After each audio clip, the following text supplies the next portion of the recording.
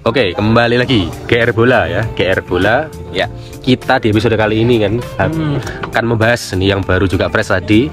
Setelah kita menyaksikan final Piala Dunia Under-17, yang juaranya ternyata juga ulangan ya, juara di final Piala Eropa tahun 2022 atau tahun kemarin penalti ya. Juga U17 ya, U17 antara Jerman dan Prancis.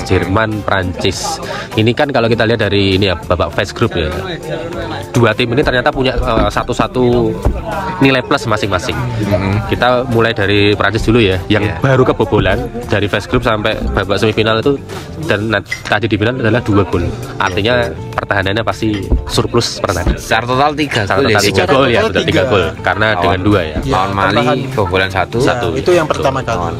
Dan Jerman ya kita tahu deh, wingernya, pemain nomor 9-nya, sayapnya itu keren habis. Iya. Itu Nah, agresif. ini kira-kira ini apa yang terjadi di Piala Dunia di Indonesia ini, lagi-lagi 2 tim Eropa yang merajai.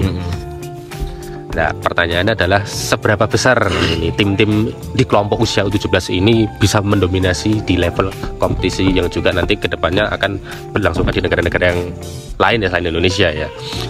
Masing-masing nanti entah di mana pun, di Asia atau Oseania. Tapi kita melihat bahwa sepak bola Eropa ini ternyata dari dulu sampai sekarang memang selalu menjadi yang nomor 1, masih mendominasi. Iya. Tanggapan kalian mengenai final tadi? Seru, sangat seru. Nggak seru ya? Ya, yang kita lihat tadi di babak pertama itu Perancis selalu ditekan oleh Jerman. Betul. Nah, tapi begitu masuk ke menit keberapa tadi, 50-an atau 60-an, yang Jerman cetak gol kedua, itu mereka mulai bermain bertahan, sedangkan Perancis yang bergantian untuk menyerang. Nah, aku juga sebelumnya sempat sindir kalau pertahanan Perancis tuh memang cukup bagus ya. Gelandang juga kreatif, kemudian tapi depannya itu loh. Depannya kalau depan Perancis itu masih kurang oke. Mereka seingatku atau apa ini, kalau aku tidak salah ya. Nah, selama mereka bermain di Piala Dunia U17 ini, Perancis hanya mencetak 3 gol maksimal dalam satu laga. Iya, 3 gol. Sedangkan kalau Jerman juga 3 gol, tapi dia konsisten gitu. Konsisten 3 Konsisten, gol. ya. Aku punya data soal Jerman itu. Di 3 laga awal fase grup dia cetak 9 gol. 9 gol ya. 9 gol, jadi dia menang waktu itu 3-1 lawan Meksiko. Terus langsung menang 3-1 lagi lawan New Zealand. Selandia Baru. Ya. 3-0 lawan Venezuela. Berikutnya di knockout dia menang 3-2 sama USA. Amerika Serikat.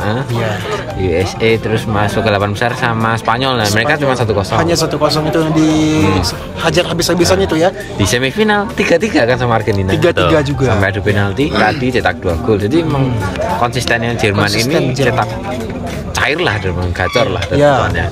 Dan kalau aku ngelihat pertandingan tadi ya, pertandingan tadi itu sebenarnya cukup boring menurutku di awal-awal. Terutama di babak pertama. Di awal-awal ini aku sebenarnya lebih idealnya kemarin kalau ngomong di semifinal ini, finalnya itu Jerman Mali sih sebenarnya. Jerman Mali betul. Ya, mainnya akan lebih atraktif gitu kan. Prancis ini menurutku keberuntungannya tinggi banget.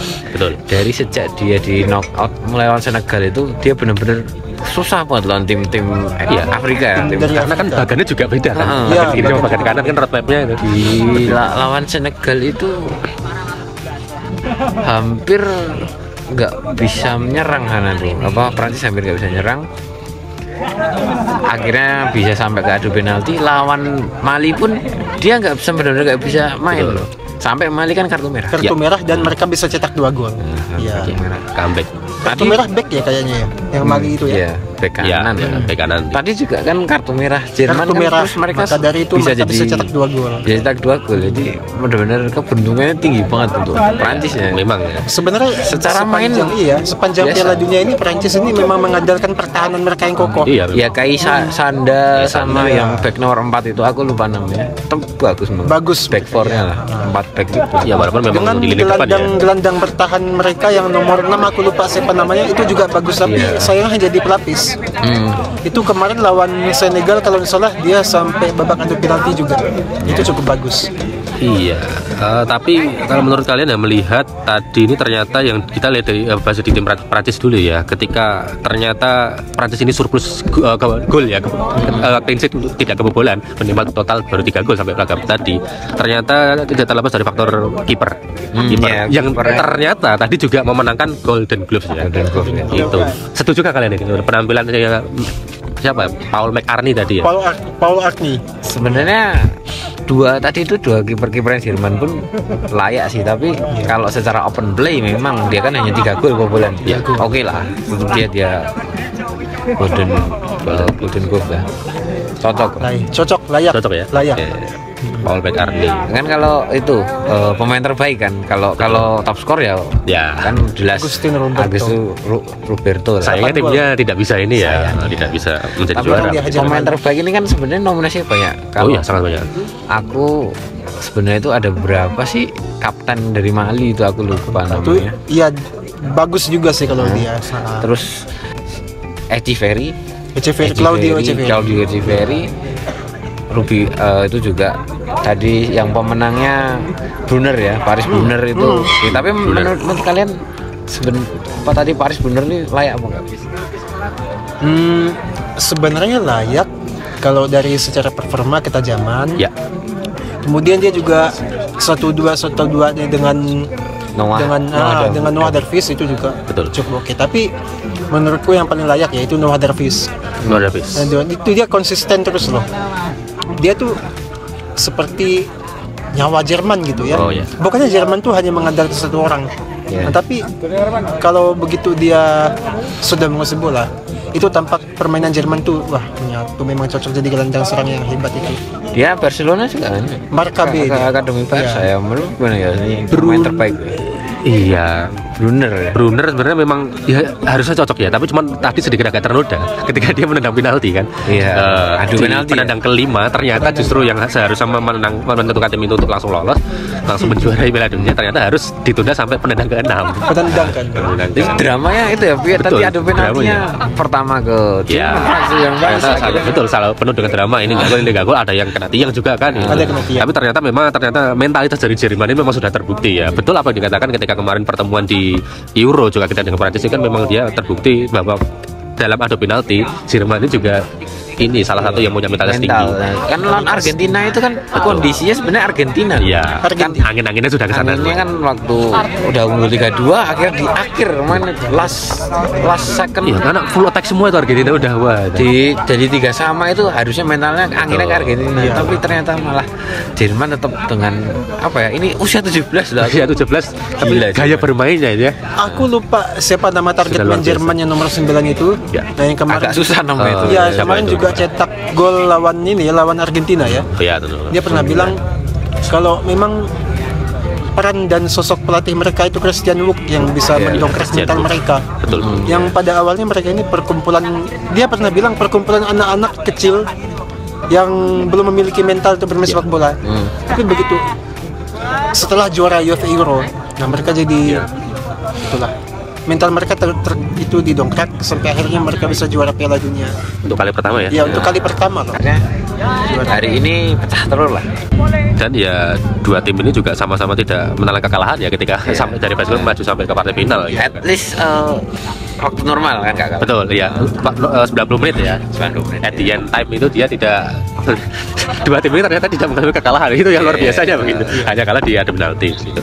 Tapi kita mungkin ngasih apresiasi khusus ya untuk Mali nih. Oh iya. Mali benar.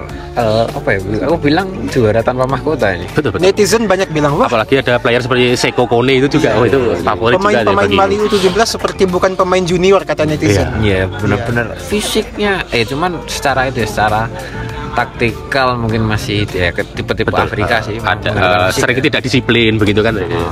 Terbukti karena ketika melakukan pelanggaran itu kan juga bagian dari ketidakdisiplinan kan. Tapi ya namanya memang pemain muda ya wajar. Lihat pertandingan kemarin terakhir perebutan tempat ketiga ya, itu 30 berapa amazing gitu. Gila. Argentina yang senior juara dunia. Senior juara. Skornya mirip waktu Argentina mengalahkan Brasil near goal ya 3-0. Ini juga sama skornya. Tapi Mali yang mengalahkan kan. Ini Mali. ternyata U17 ini memang betul ya sisa untuk ditebak. Siap, belum tentu tim itu yang secara kultur sepak bola hebat bisa Bahkan, menghibur bisa juga jadi juara kan. Ya, secara negaranya negara miskin, negara Yes. di mana banyak berita busung lapar di Iya, di Mali itu. Yes. Tapi fakta menarik Bisa. di Piala Dunia U17 ini memang tim-tim Afrika mendominasi ya. Iya, Kayak iya. Nigeria itu kan yang juara paling banyak Iya. ya. Dan Mali itu kesulitan hanya lawan Maroko. Betul. Sama Iya. Sesama tim Afrika. Jadi ya itulah Piala Dunia yang kita sangat terhibur ya. Terhibur. Awalnya apa? Awalnya kita underestimate Iya, apa ya? sebenarnya. Iya. Ini Betul. Piala Dunia bocil lah apa. Termasuk dari jumlah penonton juga ada sebut nggak bakal rame gitu kan ya. Ternyata. Tapi ternyata wah. Ya emang di awal-awal nggak rame. Iya. Tapi ini target FIFA kan terlampau ya dari Betul. 10.000 per pertandingan akhirnya dapat rata-rata 11.000. 12.000, bahkan ada yang 14.000 ketika Brazil Argentina ya, Iya, dan Brazil, Prancis Argentina. lawan Senegal juga 12.000 Bijis ya. Bijis ya dan kapasitasnya. Ya itulah mungkin itu hiburan sebulan kita kemarin di Piala Dunia U17 Indonesia ya. Mungkin banyak penonton juga. Kita pun nggak pernah nonton Piala Dunia U17 ya. Iya, sebelumnya. Ternyata sehebat ini pemain-pemain U17 di dunia sana, dan pemain-pemain kita harus belajar lah. Harus Betul, belajar. Iya, itu pentingnya Ya. pembelajaran. Di samping kita sukses menyelenggarakan Piala Dunia sebagai host ya. Secara tuan Ya, ini grassroots ini yang harus tentunya kita belajar dari negara-negara yang sudah menjadi partisipan di Indonesia ini untuk kedepannya bisa lebih baik lagi. Supaya ikut ke Piala Dunia pun bukan jalur tuan rumah ya. Betul, di Ya, next ya. kesempatan ya. Ya itulah. Mungkin ya mudah-mudahan nanti ini kita jadi saksi sejarah semua. Iya. Siapa tahu nih pemain-pemain yang tadi kita sebutkan akan jadi pemain besar lah. Akan Iya. menjadi Akan di klub besar ya nanti ya. Tetap di channel kita nongkrongnya nyaman hanya di mana? GR Bola. GR Bola.